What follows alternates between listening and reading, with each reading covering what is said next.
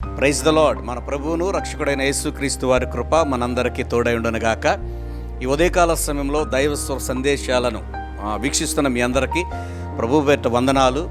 ఈ దీన దైవజన్య యొక్క పరిచర్యను మీరు ఎంతగానో బలపరుస్తున్నారు, మా కొరకు ప్రార్థిస్తున్నారు. మీ కొరకు మేము ప్రార్థన చేస్తున్నాం. ఒకరికొకరు ఇలా యేసయ్య రాకడ వరకు ఒకరికొకరు ప్రార్థించుకోవాలని నేను కోరుకుంటా ఉన్నాను. మంచిది. ఈరోజు ఒక దైవ సందేశం ద్వారా దేవుడు మనతో మాట్లాడుతూ ఉన్నారు. చూడండి, అపాయకరమైనటువంటి 3 పాపాలు ఈ రోజున మన యొక్క అంశం. చూడండి, అపాయకరమైనటువంటి 3 పాపాలు ఏంటంటే, మొదటిది అతి ప్రాముఖ్యమైనది అపవిత్రత. ఈ అపవిత్రత అనేది ఎలాగ మనలోనికి వస్తుంది? ఎందుకంటే అది ఒకసారి మనం చూసినట్లయితే మన మాట ద్వారా, మన చూపు ద్వారా, మన వినికిడి ద్వారా, మన ఆలోచన ద్వారా అది మనలోనికి రావటానికి అవకాశం ఉంటుంది. ఒక మనిషిని అపవిత్రపరచడానికి అనేకమైనటువంటి ఆలోచనలు మనిషిని యొక్క మస్తిష్కంలో పనిచేస్తూ ఉంటాయి. కనుక అపవిత్రతను ఎలా నువ్వు గుర్తించగలుగుతావు? ఎప్పుడైతే నువ్వు దేవుని సన్నిధిలో ఉపవసించి ప్రార్థన చేస్తావో నీలో ఉన్నటువంటి అపవిత్రత బయటికి వస్తుంది, అది నీకు కనిపిస్తుంది. దీని యొక్క రిఫరెన్స్ మనం చూడాలంటే మత్తయి సువార్త 5వ అధ్యాయము 27 నుంచి 29 వచనాలని ఒకసారి మీరు ధ్యానం చేయండి, చదవండి.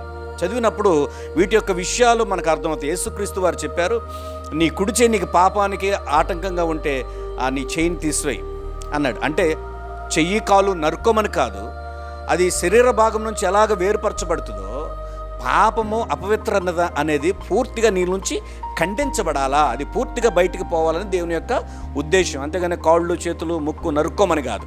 అయితే ఇంకొక మాట మనం చూడండి, అతి ముఖ్యమైనటువంటి పాపములో అవిశ్వాసము.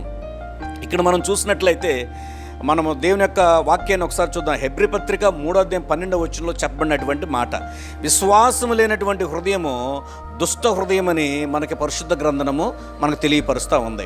విశ్వాసము లేనటువంటి హృదయము. కనుక విశ్వాసం అనేది అతి కీలకమైనది, అతి ప్రాముఖ్యమైనది. ఇది మనం గుర్తుపెట్టుకోవాల్సినటువంటి విషయమై ఉన్నది. కనుక ఈ రోజున దేవుని యొక్క సన్నిధిలో మనం కనపరుచుకుంటున్నప్పుడు, మనం దేవుని సన్నిధిలో చూపిస్తున్నప్పుడు పవిత్రత మనలో ఉండకూడదు. రెండవదిగా ఏంటంటే ఇక్కడ మనం చూసే అవిశ్వాసం మనలో ఉండకూడదు.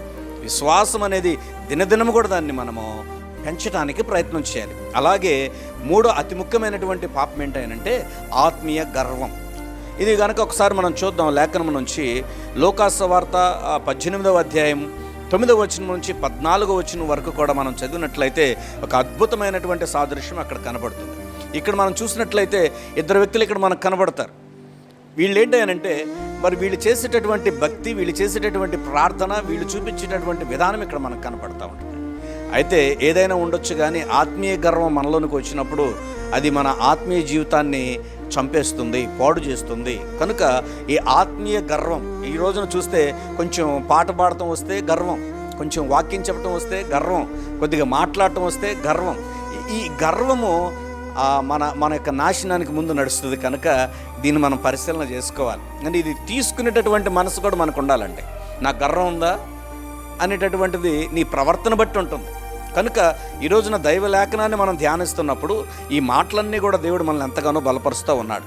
కనుక ఈ విషయాలను గుర్తుపెట్టుకొని అతి భయంకరమైనటువంటి, అతి అపాయకరమైనటువంటివి ఇది మనకు అది కంటికి కనిపించకుండా మనలో అవి జొరబడి మనల్ని పాడు చేస్తాయి. అపవిత్రత, అవిశ్వాసము, ఆత్మీయ గర్వం.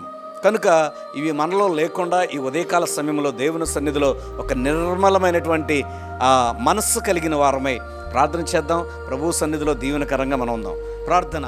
మీ అందరి కోసం నేను ఒక ప్రార్థన చేస్తున్నాను. పరిశుద్ధుడా, ప్రేమ కలిగిన తండ్రి, మీ కొందనాలు. దేవా, మా జీవితంలో నాయన అపవిత్రతకు చోటు లేకుండా, మా జీవితంలో అవిశ్వాసానికి చోటు లేకుండా, మా జీవితంలో ఆత్మీయ గర్వానికి చోటు లేకుండా ప్రభువా మాకు సహాయం చేయండి. ఎందుకంటే ఈ గర్వం ద్వారా అనేక మంది కూలిరి, అనేక మంది వారి జీవితాలను పాడు చేసుకున్నారు, రాజ్యాలను పాడు చేసుకున్నారు.